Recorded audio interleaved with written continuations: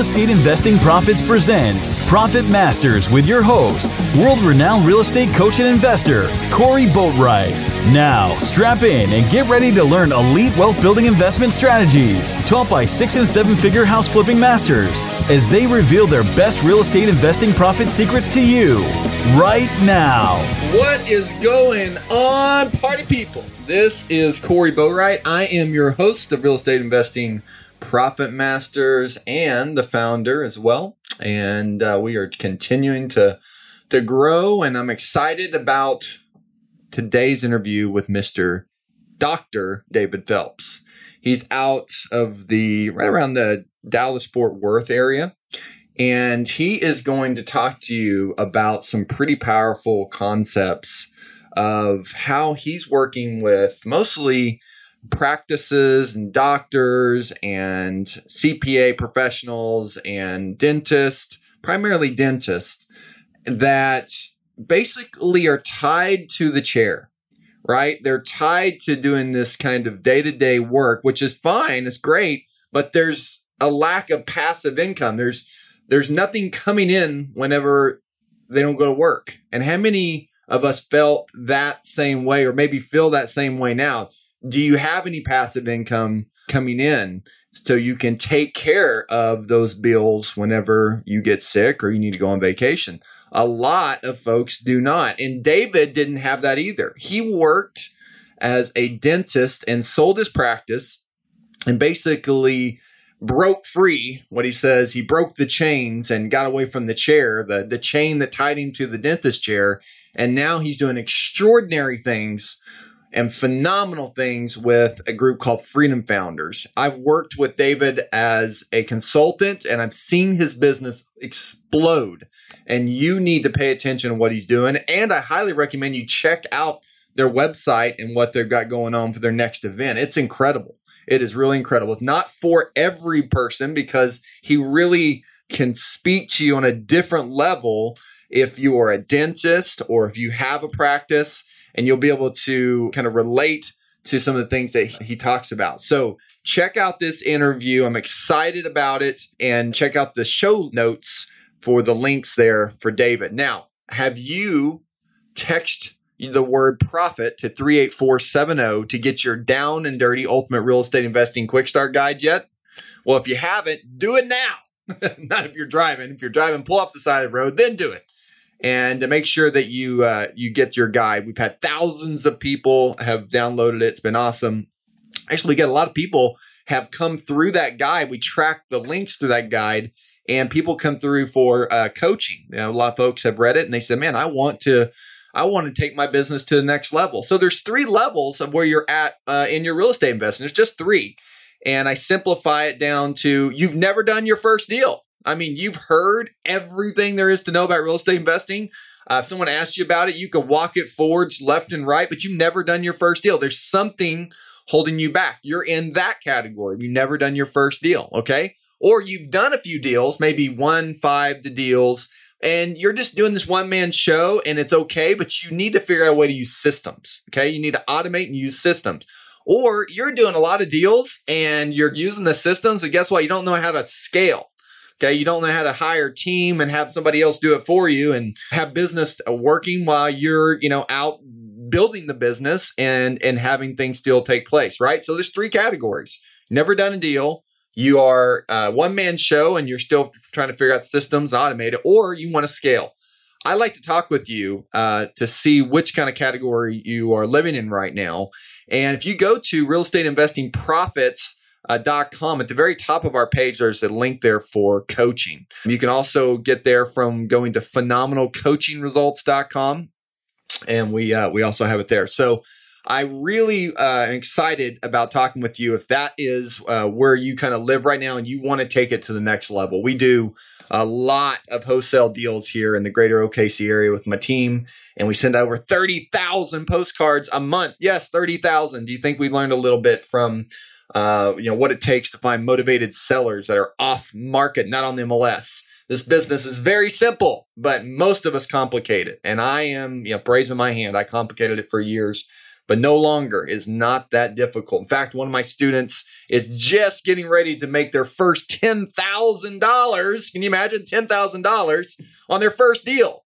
And they're doing it in just a couple of months. I can't wait to show you the video about it. So if that's where you live, go check out the coaching. All right, so here we go. Here is Dr. David Phelps, one of my good friends and a very smart individual running Freedom Founders. I hope you enjoy the interview. Bye now. David Phelps, how are you, my man? Corey, it's great to see you, brother. How are you doing? I'm doing phenomenal. Thanks for asking. Now, you are in Texas? I am. What part of Texas? Just outside of Dallas. Big D. Big D. Right? That's it. Yeah. Are you closer to Plano or not? Yeah, a little bit east of Plano, south and east, just a little bit. Yeah. South and east. Okay. Well, what's interesting is I'm glad you're coming on here. It's been a long time coming because I know that the success that Freedom Founders is having right now is just unbelievable. I'm excited to talk about that. But I wanted to go into more kind of a focused area of what is your area of expertise in real estate right now, and also what made you want to get involved with real estate, David? All right, let's take the latter question first. What made me want to get involved in real estate? This goes back a lot of years, Corey, because I'm a baby boomer now. I got more gray hair on me, so I don't see it. Yeah, well, it's there. I was in college back in the 70s, and I was getting set to go into a career into dentistry. Still had a lot of years of school to go, but I was getting through the basic requirements, sciences and biology and chemistry and physics and all the stuff you got to take, right? Sure. But I'm thinking, okay, dentistry is going to provide me hopefully a good solid lifestyle, right? Some freedom there and just provide for a family and have a good outlook in life. I realized though that I still needed some way to be able to invest money, even though I didn't have any money back then. I had student loans like everybody has today, but I still knew I had to figure out how do you invest money. There's just something built into me, right? There's an entrepreneurial spirit that I think was always been in me as a young kid. Sure. So I was reading books on the stock market. This was in college, and I read books on real estate. Well, one of the key books I picked up on real estate, there weren't a whole lot back then. Remember, this is before the internet. Right. So you go to the library. You didn't have Amazon to deliver the book to you. You didn't have Audible. So this is a hard copy book, but it was a book by William Nickerson. William Nickerson wrote the book on how I turned $1,000 into, $1 million, $3 million, $5 million as he revised it. I read that book and it made so much sense to me. I thought, here's something you could take an asset that you could see a house, right. In other words, just a house. Right. And you could, through negotiating skills, through adding value to it, but you could increase the value and you could also turn it into cash flow through rents. Right. And I read that whole book and I thought, wow, this makes a lot of sense. So when I graduated from college, I had 4 years of dental school to do right here in Dallas. And I talked to my dad, who lives a couple states away. And I said, hey, Dad, I'm going to be here for 4 years in one place. I could pay rent, or we could do a joint venture on a house. What do you say, Dad? So my dad was also a physician, but he'd never invested in real estate other than the homes we lived in. So he didn't have any of that skill sets. But I convinced him. I said, look, Dad, I think this is a good thing. So he said, all right. So he comes down to Dallas. We spent a couple weekends with a realtor, figure that's the way to go. We didn't have lead generation or stuff like that today. There was no wholesalers out there in the market. At least I didn't know any. But we found. What year was this, David? Right around. Yeah, this is 1980, 36 years ago. I was like all of 21, 22 years old. All right. So he comes down and we look around. And the one thing I got out of that book was, you buy you buy the worst house in the best neighborhood, right? Worst house, good neighborhood. So that's kind of the basis we went on, right? And after a couple weeks of looking, we found this big 2-story house, just a little bit east of SMU. All right. Estate sale, mechanically, structurally solid house, but it was dated. Widow lady had just passed away. She lived there by herself for the last 20, 30 years, right? So it was dated, but structurally sound. Long story short, Dad brought in the down payment money, used his credit to finance the balance. And so he's the capital partner, right? Sure. I'm the manager because he lives 2 states away. He's got a busy practice. He's not going to be managing or fixing up the property. So I got some of my dental school buddies who were just sitting around doing nothing, swimming by the pool and drinking beer. And I got them to come up and help paint the house, because it needed the basics. It needed, landscape, chopping the shrubs, and painting the house. Right. So we fixed it up. and rented it out. I actually lived in an apartment. I rented the house because the rent on the house, and I could have put buddies in there, but I thought, you know what, I'm going to do it this way. So I rented to a family, and it worked out. So long story short, rented it out. 4 years later, we sold it. We split about $50,000 in capital gain profit each. So $25,000 each. Nice. And here's the big takeaway, Corey. I also waited tables all the way through school, right? So at nights, during the week, weekends certainly, and I made pretty good money working at a steakhouse here in Dallas.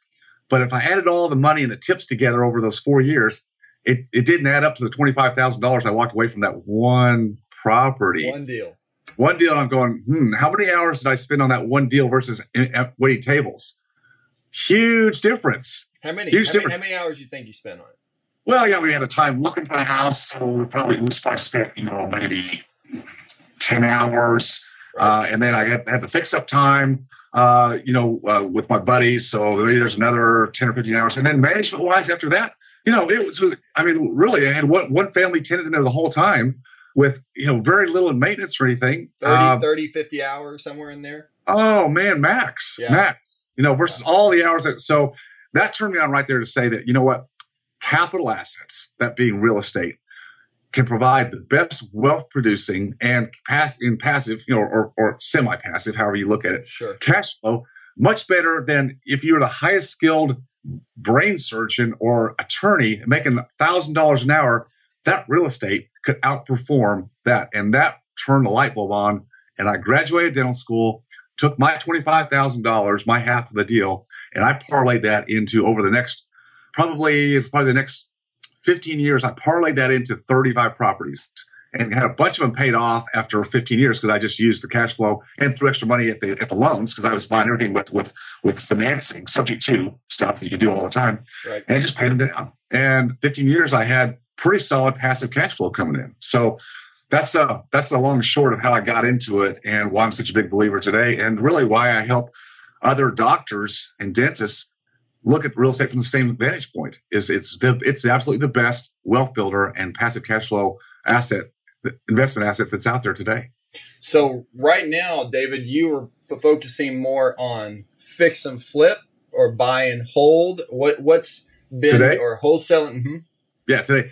Yeah, I've never been a wholesaler because that to me that's a business and there's nothing wrong with it. But I had a business. I was a dental dentist for a number of years. I'm not today. I don't practice. But wholesaling is great if you need a business to get cash or cash flow for your lifestyle and to put into long-term real estate. I was always a buy and hold guy all those years. Mostly single family. I do have a mobile home park. I've had a little bit of commercial property in the last few years, putting some money into some joint ventures on multifamily. But predominantly, I'm a longer term investor. I'll lend money to flippers all day long. If they've got a good market and I know they got a great track record, all day long I'll lend money out of self-directed retirement accounts. So that's a great option. But I'm pretty much a long-term guy. I'm not, so crazy about going in and out. It's great. It's a great business, but that's just not for me. Gotcha. Okay. So did you have a breaking point ever where you said like enough's where, there's a point where, you were at that tipping point, David? Yeah. The tipping point was, it was 12 years ago. It was in 2004. And I remember the day, and I was in my practice that day, and it was a little before lunchtime, and I was finishing up on a patient before lunch, and one of my staff members comes up and lightly taps me on the shoulder, and I'm thinking, what the heck are you? Don't ever bother me when I'm with a patient. There better be a fire in the building or something. Right. You do not do that. So I'm thinking, what is going on here? So it's a little light tap, and I kind of look back, and she's got a little, Post-it note, right? Post-it note. And on that Post-it note, it says, Dr. Phelps, you need to take this call right away. I'm thinking, what the heck? So, I'm thinking something bad's happened, right? That's the worst thing you think about. So something's happened to somebody. And so I go take the call and I get on the phone and I said, hey, this is Dr. Phelps. On the other end, the lady, female voice says, hey, Dr. Phelps. She goes, This is Jamie at Texas Children's Hospital in Houston. I've got great news for you. And I'm going, yeah. And she goes, we have a liver for Jenna. Oh man, I mean, my heart started beating fast. I started sweating because my daughter Jenna, who was 12 at the time, a cancer survivor, a survivor of epilepsy, but now was facing life-saving transplant surgery for her liver, which she was in end-stage liver failure. Now, I mean, I knew that she was in end-stage liver failure. She'd been diagnosed about 2 months before. Put her on the transplant list. You don't just sign up and go, hey, I need a liver. We'll just come down and get one. You know, anybody who needs an organ, you got to get on the list, and they rate you and all that kind of thing. Well, she's getting sicker by the day because her liver's not processing, right? And there's no dialysis like there is for kidneys. You can't put it off. So this was like, in some ways, a good day, but it was a scary day because this is major surgery, right? I mean, they do a major, we call it a Mercedes incision, straight down the middle, down the sternum, and then, you know, a V shape here, wide open. Old liver comes out, new liver goes in. It's about a 6-hour operation. My kid, she's sick. I mean, because she's been going downhill.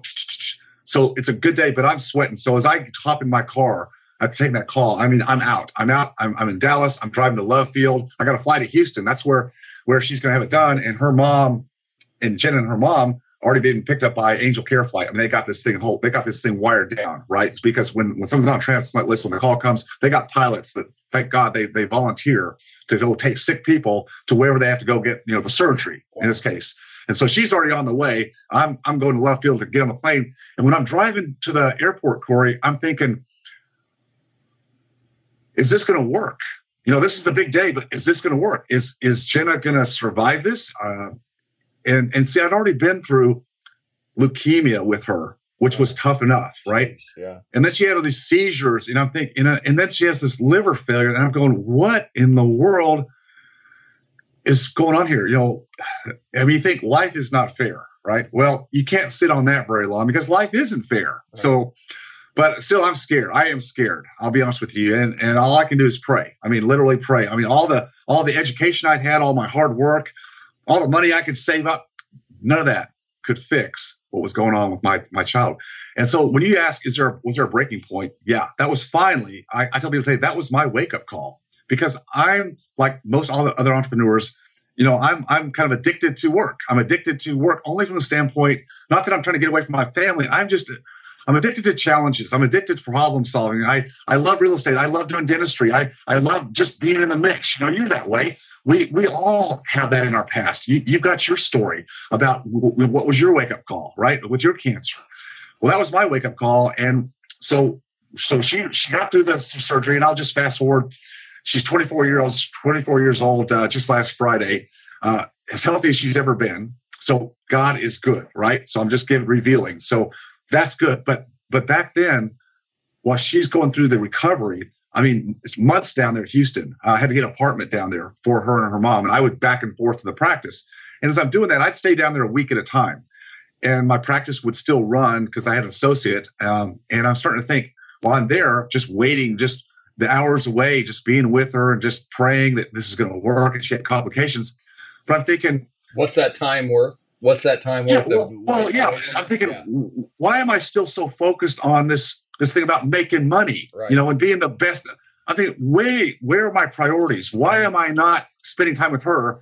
You know, why didn't I figure this out earlier? But gosh, why don't I do it now? So almost immediately, I decided I'm selling that practice. Wow. I don't care what it takes. I'm selling that practice. And so I set out to do that. And I had the practice sold within like 12 months. Now there's more story there, but I don't want to go too long in between. And I'll take a breath here for a minute and let you jump back in. Well, that's pretty powerful. And I can see where, you know, work became this obsession, and I think all entrepreneurs at some point kind of obsess with work, and they want to fix all the challenges and so have the solutions and work. And there's some type of value that they get from that, right? Almost like in making money, kind of keeping score. But then what happens is all the things around us that don't require work necessarily are things that we just kind of have, like our kids or our family or things that we're around all the time. So we kind of take those things for granted until something happens to one of them, right? Yeah, Until exactly. something happens to one of them. You know, your mom gets sick, your dad gets sick, your daughter gets sick, your son gets sick. And then everything becomes clear of what's real important. What's really important is that time that you have with that person. What if you don't have that time? What if something, God forbid, happened to them? What would that regret be worth to you? And I think that having that kind of light bulb moment, as you put it, where, what am I doing all this for? What's really important? What's my priority? And then gave you a great clarity on, what you should do from that point on, and not letting that continue on in that path. So when you sold your practice, now when you sold your practice, I know that obviously real estate was something that was important to you. It's passive income. I know you're a big proponent on passive income. I am as well. But let's talk about quickly. What's one mistake that you went through with real estate? What's something that you went through in real estate investing that was a mistake, and how did you get through it before we start talking about what your big successes are? Yeah, I think the biggest mistake I made in real estate was just a few years after I got rolling. I had the one house parlaying it. About 2 years after I graduated from dental school, so that'd be about 1985. There was an investor who had a package of 11 houses that he wanted to unload. And I'm thinking, hey, yeah, baby, scale.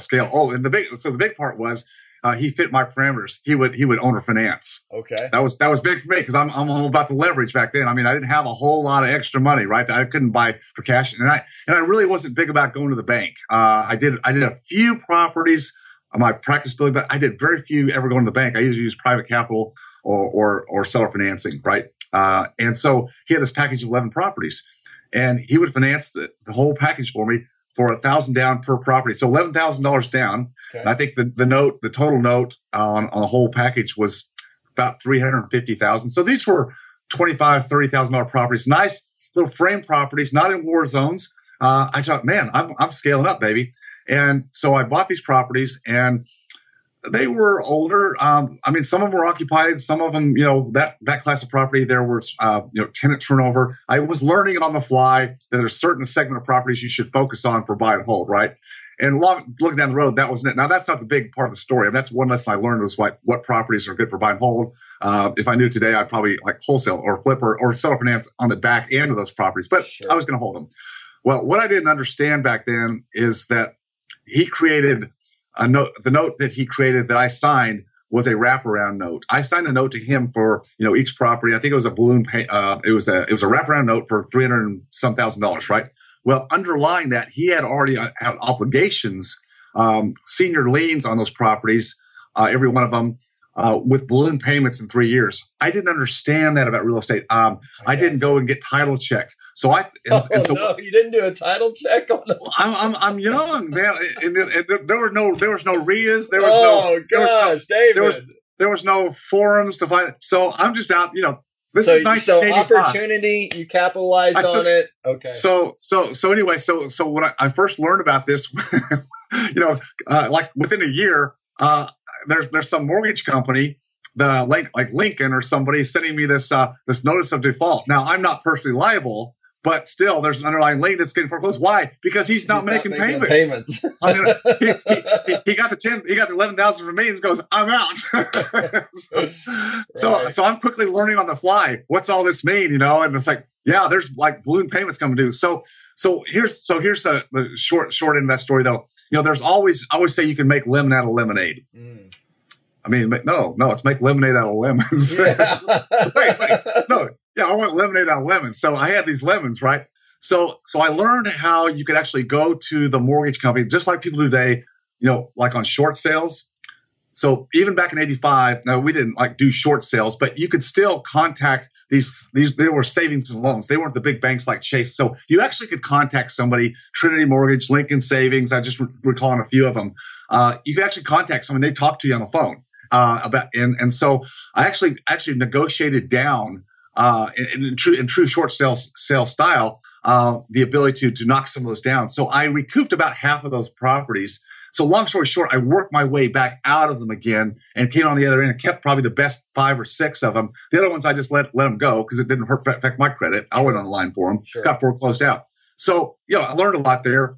had there been forums and people, I could have gotten some help, like a coach, a mentor, a mastermind community I could have gone to them and say, hey, I've got this opportunity, and they would have fleshed this out on the fly, right? And said, well, did you check that?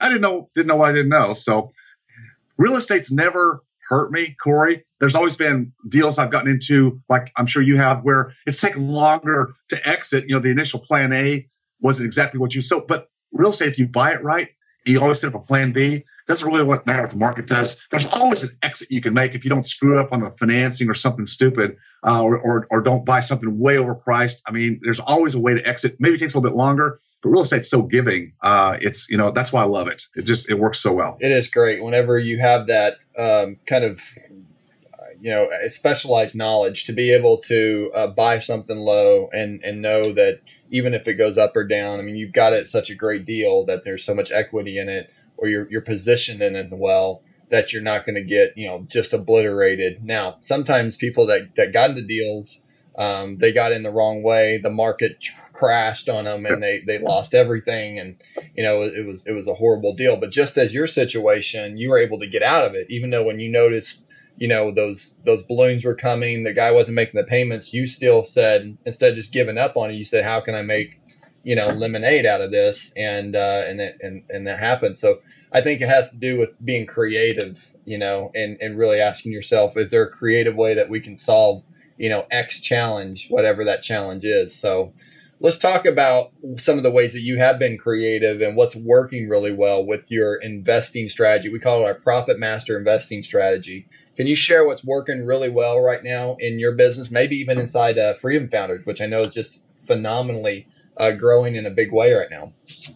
Yeah, I started out, as I mentioned earlier, with being a very active investor, buy and hold primarily, but I would, negotiate, properties I could buy, and, handle the light rehab, renovation, whatever's needed to make them habitable. So I was really a boots on the ground, investor during the years I was in practice. What I tell doctors to do today, because they're busy in practice like I was, and it's the way I invest today, is I prefer to invest kind of through or with other people. So that's like joint venture investing. So for me, it's about your network. It's like, we're in masterminds together. We're in the collective genius together, where high caliber real estate investors from all over the country come in different geographic niches and different models. But for me, where I'm at in life, it's easier for me to invest through other people. Now, you've got to find the right people, right? Integrity, track record, knowing what their culture is. I mean, critical pieces to this. So I'm not trying to make it easy. You just go out and find someone that's just doing deals and put money with them. No. You step back and you definitely evaluate. But when you find those people, which they're out there, we know them, right and left, then investing through them. So I can lend money, short-term, long-term. I can keep options. I can do shared appreciation mortgages, so I can have an inflation index. I can buy turnkey properties with awesome management on the back end, so I don't have to manage properties. I still have a portfolio today, but going forward, like the last 4 or 5 years, I have just been strictly investing through other people. We'll do some funds together while we'll go take on projects like you do. Just put money together into an LLC fund. There are actual hedge funds that invest in paper and equities. So many buckets or so many portals you can invest with other people that are pros at what they do, and they're pros in their market. Why should I, where I'm at in my life right now, where I want more freedom, go out and try to create what some of the geniuses in our group do very, very well? They got teams, boots on the ground, massive lead generation, find wholesale deals. There's plenty of meat on the bone for everybody to have a piece of that action. I don't need to create it by myself. And too many times entrepreneurs, we think, well, I'm smart enough, I'll work hard enough, I can go do this all by myself, and then I'll keep all the profit. What you do is you give up all the time. Yes. And so just we got to talk about what's more important to you. Well, when you're young, you've got more time than money. So when you're young, you have time and energy, no money, right? And then you get to middle age, and you still don't have time because you're working your butt off, but you have more money and you still have energy, but you don't have that time. Then when you get to be an old guy or gal, then you have money and you have time. You got no energy. Yeah. so the problem is we go through these stages of life thinking that when I get there, I'll have it all. Problem is those stages of life, you never have all three. You've got to back it up and go, at some point, after I do that first sacrifice period of my life, when I'm getting going, when I'm trading time for dollars, I'm doing whatever I do, wholesaling, some business, start generating enough cash to put it into deals. I want to get to the point early in life where I've still got my energy, I can have time, and I've got enough money to do enough at that point. I'll grow it, but stop waiting for someday, because someday may never come. Yeah, it's not one day of the week, is it? Yeah, No, and not at all. and I think you're right on target there. Money is just a tool, and I think sometimes we make it the end all be all thing, and we forget about what's sacrificed in order to get there, and having that understanding of how valuable energy and time is crucial. So I think those are great things to talk about. Obviously, things that are working for you really well, and within the Freedom Founders Group, which we'll talk about here towards the end of the interview. What's one of the greatest lessons that you've learned that's really helped you get to where you are today, David? Yeah, Corey, the fast track for anybody, no matter where you are in life, no matter what you're doing, what your career is, no matter what your family dynamics are, relationships, good, bad, there's a fast track. There's somebody, or more than somebody, people who have gone ahead of you or gone ahead of us in some form or fashion. Maybe it's real estate. Maybe it's in learning how to have a better family relationship or better marriage. All the things that we all stumble against, right? We all have our weaknesses. And there's people that have gone before us. So I say, there's a famous quote that says, "Success leaves clues." Absolutely. So my point is, find mentors, coaches, a mastermind, board of advisors, people who are like-minded in spirit, have the same core values. That's very important. Core values, faith, integrity. So they're walking a walk in life that you go, yeah, I like that person because of their values. But they've gone ahead. They've gone through the turbulence and the ups and downs of life, just like we all do.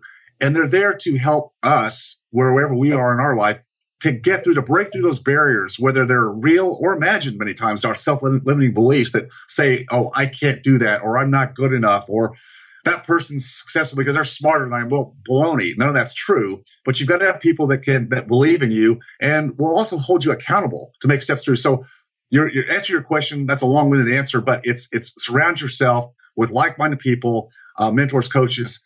That is the fast track, no matter where you are in life. And I don't care how successful you think you are. There's going to be a time in life when you're going to be back down rock bottom. If God gives you enough days, we'll all be back down rock bottom. You need those people. You need your faith to bring you back up. Don't ever try to go solo in your life. I don't care how smart or what your work ethic is. You've got to surround yourself by other people. That's hugely powerful. I mean, incredibly insightful, and matching your philosophies up with someone else's is crucial. It has a lot to do with your values, a lot to do with your attitude. Those things are incredibly powerful. If you had to start all over again, yeah, go ahead, David. Well, yeah, let me say this. I have the honor and privilege of working with you. I sought you out a number of years ago. I got to know you very organically, meaning in other settings where I got to see who you were. I got to see who this real Corey Boatwright, who I'd heard of you.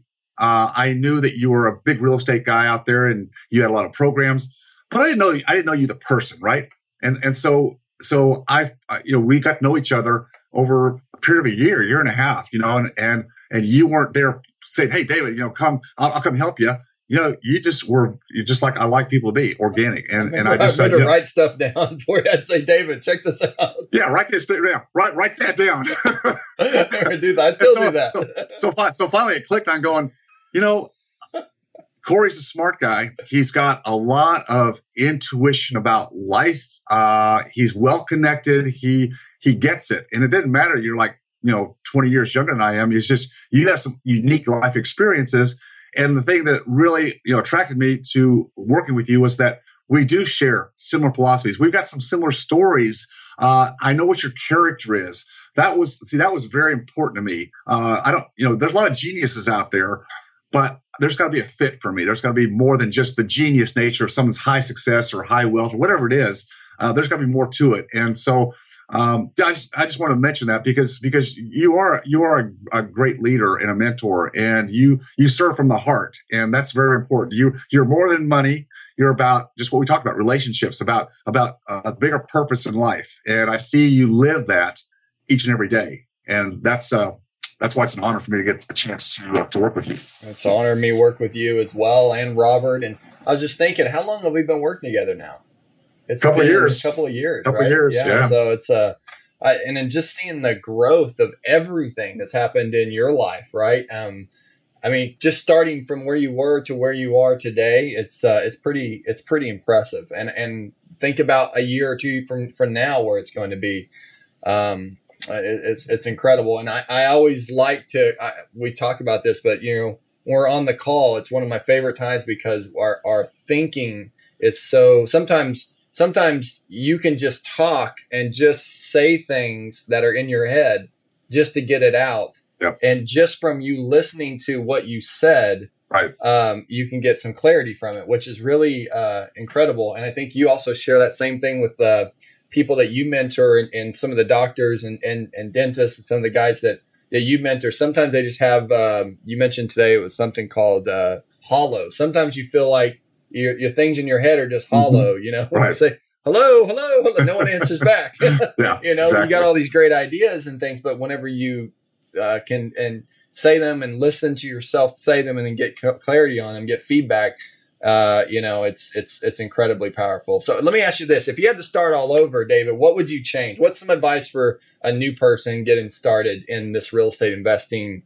world? Yeah, well, it's going to sound like a resounding theme of mine, but again, your fast track is to find other people that are like-minded, people that have gone ahead. And Corey, we see this all the time. There's just people out there that just, and we're the same way. We love to give back. In Freedom Founders, we have a huge focus on, the young next generation, the millennials. I'll just call them. That's one generation that's coming up. Just because we want to give back, we have that servant heart that you talk about. So they're out there. So wherever you are in real estate investing, find those people. I mean, you can find them online and forums through people like you, Corey. You're so connected. I mean, you can help people find the right people. If they're not working directly with you, you can put them in the right place, groups, RIA groups.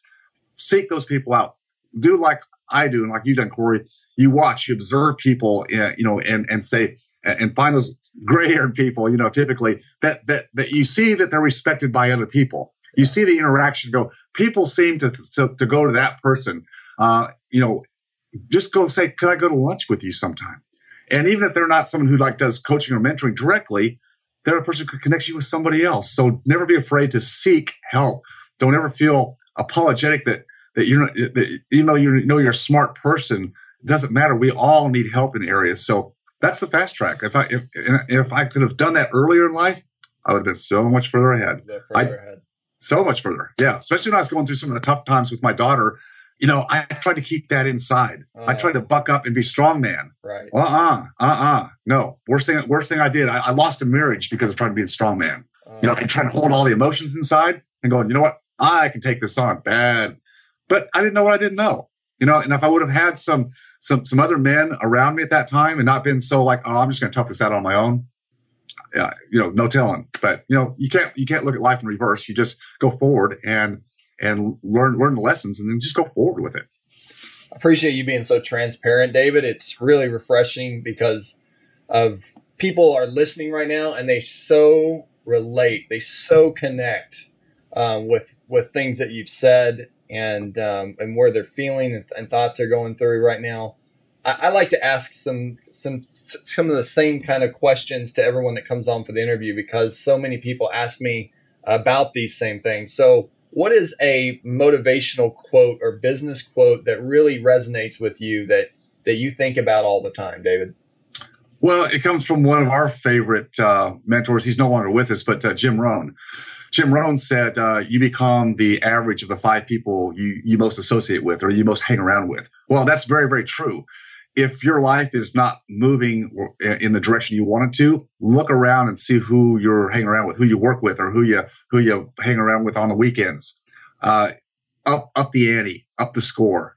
Find those people because whether you're needing to create more wealth or just better relationships or anything in life, when you surround yourself with those people, life just starts taking a different dimension. You can't help but become a better person if you create that surrounding yourself. What book do you recommend, David, that has really changed your life? Wow, I got so many. I mean, I got so many books. I don't even know where to put them on anymore. I should be on Kindle with more stuff. I'm old school. You like to feel the pages? Oh man, yeah. So I covered up my bookshelf so I wouldn't have distractions behind me, like my green screen. Just for you, Corey. Just for you. Okay, so I think a book that really said a lot to me, not so much motivational, but just made a lot of sense was I can't remember his name. Michael Gerber, The E-Myth. Oh yeah. So The E-Myth had several revisions. I got the first copy, the first edition back in 1986. So I'm like still in my 20s, but somehow I got a hold of that book and I read it back then. So E-Myth's all about, if people haven't read it, get that book because it talks about being the technician. The technician means I don't care if you're a doctor or a landscaper or you're a wholesaler, because that's our job. We get up every day, go to work, and we trade our time, our labor, for income. Got to start somewhere. Right. But Gerber says as quickly as you can learn to transition from being that technician to a real business owner, which means you're a leader. You bring people to work with you and start doing some of the things you normally would do as a technician. You start delegating those out. You become the leader, the visionary, where a real business can run, where you don't have to be there 24/7. And I didn't really get that book until, I didn't understand the depth of it really until years later. In other words, I think I read it. I know I read it because I had underlined it and stuff. When I went back and looked at it, but I think I didn't. I think I thought, like so many people do, well, this doesn't apply to me. Right. Because, well, I'm a doctor. I went to all these years of school. I'm just supposed to be that guy. Well, there's nothing wrong with doing something that you like. If you're trained, skilled, if you love doing it, like some people like to mow the lawn. That's cool because it's just, hey, because they're inside all day, right? So nothing wrong with doing dentistry, but I say do it on your own terms. Mm-hmm. Now, that's different. So if you do it on your own terms, that means you're doing it because you like to do it. You don't need to. You don't have to do it. It's when you have to do things that you're not truly free. So the E-Myth talks about, creating a life and creating a life through a business that works for you instead of you always working for the business. Yeah. And so spoiler alert, E-Myth stands for the entrepreneurial myth. And so most people call themselves entrepreneurs when they really are technicians. I highly recommend the book. The book E-Myth Revisited, I think, is the one that's out right now. Michael Gerber, a fantastic motivator. If you get a chance to listen to him actually read that book, it is a much different experience for his passion and everything that goes into it. So I highly recommend that book as well. It's one of my favorites, David. What's one of your favorite mobile apps, David? Which one do you use in business every day? Oh, you're tossing me the hard ones, the curveballs, man. Can I just say that, I'm still learning how to use this. I knew that you were going to say that. I knew you were going to throw this at me because every time you send me technology, it's like, well, Corey, can you explain this? What's this app thing? You could be like Joe. Remember Joe Lieber came on, he was like, my favorite mobile app, Corey, is the bank app. Because I look on there and it says, I got this many deposits. I got another deposit. So, all right, I'll tell you what mine is. This it's one of them. I do use a few apps now, thanks to you, Corey. But using Uber or Lyft, because just this morning, I actually got back this morning early from Memphis, back to Dallas. I was over there looking at some properties, and so I love getting Uber drivers because 99 out of 100 times they're friendly people, and they're ranked too. You can see their ranked, and of course they're local, and so I like convenience of being able to use it quick. So anyway, I know that's not like high tech stuff, but for me it's pretty cool. So. so Uber. That shows you David's on the go. How's that for a time saver? That's great. What's your morning routine like, David? Yeah, morning routine. Very good. I get up usually around 6:30 to 7. I'm a little bit of a night owl, so I get stuff done late at night, but not super late. So 6:30 to 7, I get up. I like to get started with some kind of exercise. Many days, probably 2 or 3 times a week, I will go hit the tennis courts early because it's cooler, cooler, especially this time of the year. So I'll go do that, or I will go to the gym on days when I'm not playing tennis. But for me, to physically get out and get going early, it gets everything cranking. My head game. In fact, I already have my day laid out from the night before. I mean, I know what my calendar looks like, right? So I know what's going to be there. But man, my head mentally just gets so in the game by just doing something, quick. Even if I go to the gym for 30 minutes, bam, I'm on the go. I'm feeling good and rock and roll. And then my day is different every day. Like I'm sure yours is. I mean, I do a fair amount of calls with clients, coaching members. I'll read. I got content to create. So I do things. You taught me. We talked about just blocking the schedule, right. Having chunking out your time, and not letting all the business. Pomodoro techniques. Yeah. So I've gotten really good, and I've got someone who manages my schedule now. So I don't even touch my schedule. Stuff that we talked about over the years, but it's really helped to get my productivity way up versus where it used to be when I used to try to do emails and phone and all the crazy stuff that wears you out and gets you nowhere. Right. That's good. Yeah. And it changes too, but that you tend to do the same thing, right? When you brush your teeth in the morning, you get up. So you get up around 6:30, 7, you get going, and then you go do some light exercise, tennis or the gym. Do you read or meditate or anything like that after that point? Or is there anything that's just consistent on a daily basis like that? Yeah, most of my reading I do like after 5. Okay. Now I don't have children at home anymore, so my life's a little bit more sedate from that standpoint than it was 10, 15 years ago.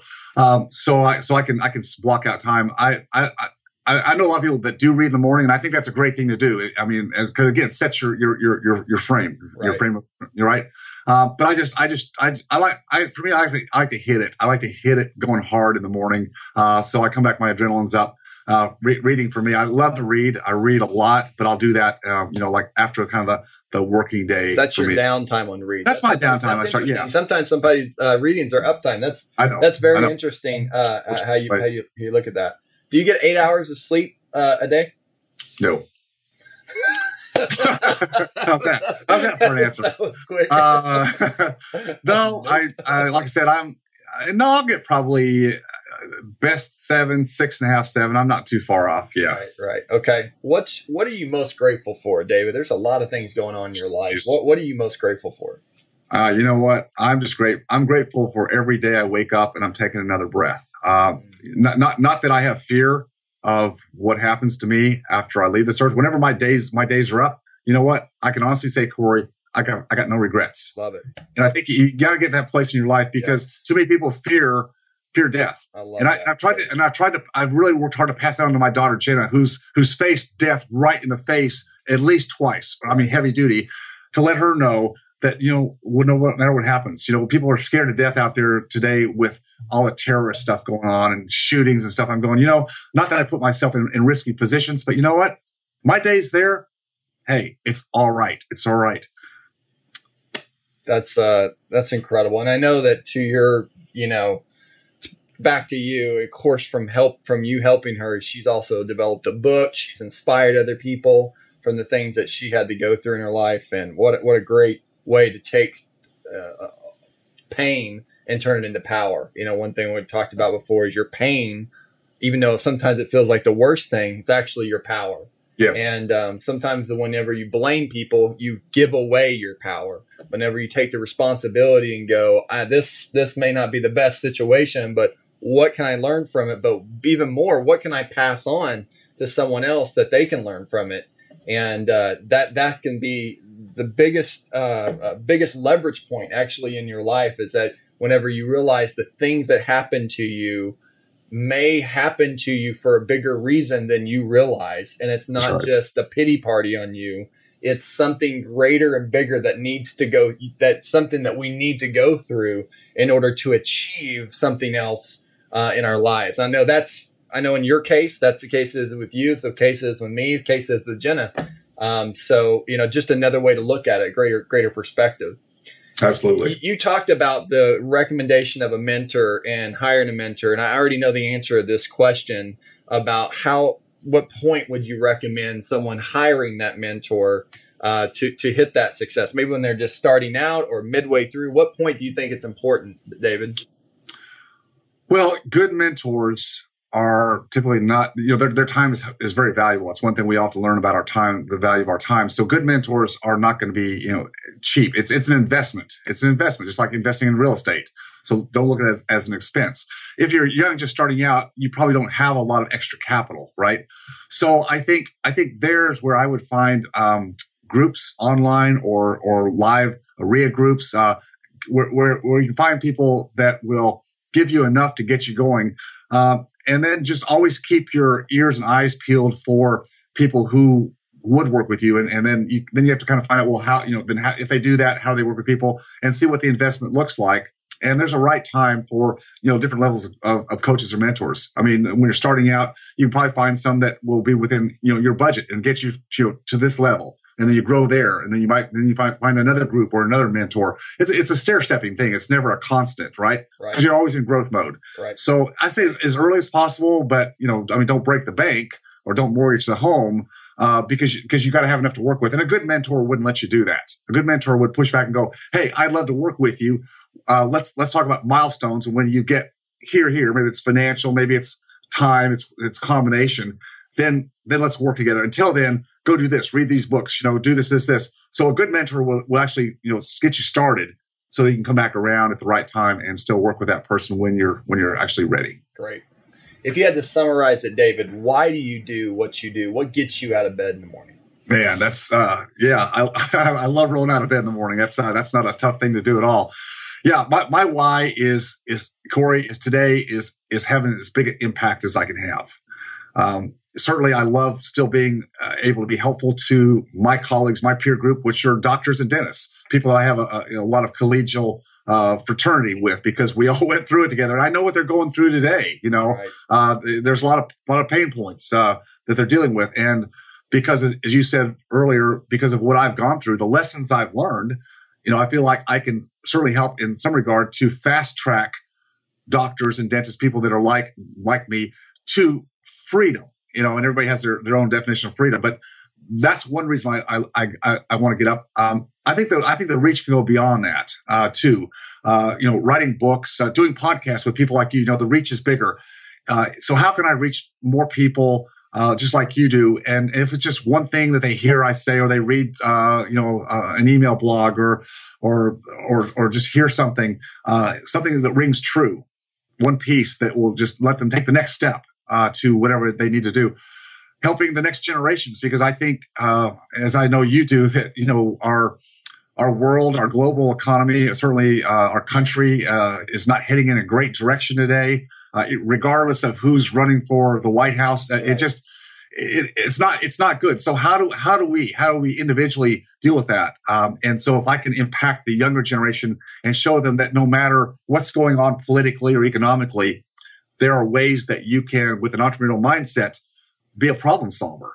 That's what you got to think today. You got to be adaptable. You got to be flexible. And so helping that generation, because I don't want to leave them in bad shape. I mean, it's not all my responsibility. Neither is it yours. But, my generation as a whole, has allowed what's happened, because as a whole, we didn't push back hard enough, and we're leaving a monstrous amount of debt to the generations coming up. I mean, that to me, that's a sin. That's a sin, among other things that, anyway, I don't want to get into all that, but I think impact, because we go through life in stages, right? I mean, you start when you're young, it's survival. Then you go to success, right? Stability, success. And a lot of people stop at whatever they call success. And a lot of times that's not like lifestyle. I got this lifestyle, so I'm successful. But you live long enough, you go, that isn't enough. That's not enough. I think most people really desire to get to significance, and that's where you have an impact. Absolutely. On a larger influence than just your immediate family, which is where you start. It's where you start. But beyond that, how can I serve more people and create, an environment that allows goodwill and our country to hopefully survive, through the adversity it's going to go through. So anyway, that's what makes me tick. I know you care about the country. I know you care about impact, and it's obvious how many, I've seen you go through these different stages of, the impact being here, and then the impact being here, and then the impact being here. And like you said, it's a constant kind of growth mode that you're in, wanting to impact more. And I love that about you. That's one of the greatest things that I feel in alignment with you is the greater impact. If someone wanted to get in touch with you, or how can we serve you, David? What can we do to help you? How can we get in touch with you? Give us a little summary of what's going on with Freedom Founders for the folks listening, and then how can we get in touch with you, who you're looking for? Yeah, Freedom Founders is really primarily focused on dentists, because that's where I came from. So our group is probably 90+% dentists. I got some veterinarians, some chiropractors, optometrists, so professional practice owners. So I guess if somebody that's listening today knows of somebody who fits that category, professional practice owner, who might be interested in learning how to get involved in real estate through the lens of somebody who's been there like them and done it, that's what I love, to help those kind of people.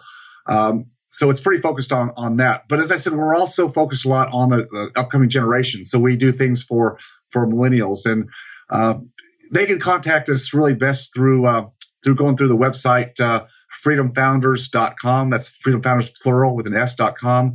Or, my primary assistant is Lindsay, Lindsey at freedomfounders.com. If you know somebody, if there's some way we can help or influence somebody some way, I'd be glad to do that. So I think that's probably the best way to contact or go forward, Corey. That'd be great. Okay, so we'll put this in the show notes too, David. We'll have that down there so someone can get in touch with you. It's it's so impressive what's going on at Freedom Founders right now. And if you resonate with David, some of the things that we were talking about here, if some of those things that David says really is something that you want to investigate more, I encourage you to really check out Freedom Founders. And right here in our show notes, you can just click on the link and you can go right there. You can read more about what they're doing. It is a fantastic program. It's an organization. It's a group that's growing. And there's a lot to it that we don't have time to go through right here. But the success stories, David, I mean, we could take the success stories are just coming in all of the time, all of the massive success that folks that are used to just working in a practice, working as a dentist, working optometrist, working in, where they have to do this job to make money and they don't have any passive income coming in. And to be able to flip that around, as you call it, David, and say to get rid of the chain, right? The chain that binds you, to break the chain that says that you have to go in to make money. But if you can break that chain and actually have passive income through real estate investing and learn it from a person that has sold his dental practice, has went through so many ups and downs and seen on the other side, and teaching other people, not just one or two, but I mean, 10, 30, 40, 50 people, are going through these practices and having massive success. It's something pretty impressive. So I highly recommend that you check out Freedom Founders and click the link on here. David, thank you for taking the time to be on here. Corey, it's been a lot of fun. Thank you so much. I appreciate you. All right. So remember, be a servant and get on here for our next interview. We're going to continue to bring on incredible guests, just like Mr. Dr. David Phelps. I always just call him Dave. So that's right. But make sure you check out Freedom Founders, and we'll see you on the next Profit Masters podcast. Thanks again, David. You bet. All right, bye now. Hi, this is Corey Boatwright, and I have a quick question for you. What is the fastest way to reach your goals? Is it to work harder, work smarter, use system and processes, or hire rock star employees? What about just making more money? Actually, it's none of that. Those things are a byproduct of the one success component that every real estate investor or business owner that I know all have in common.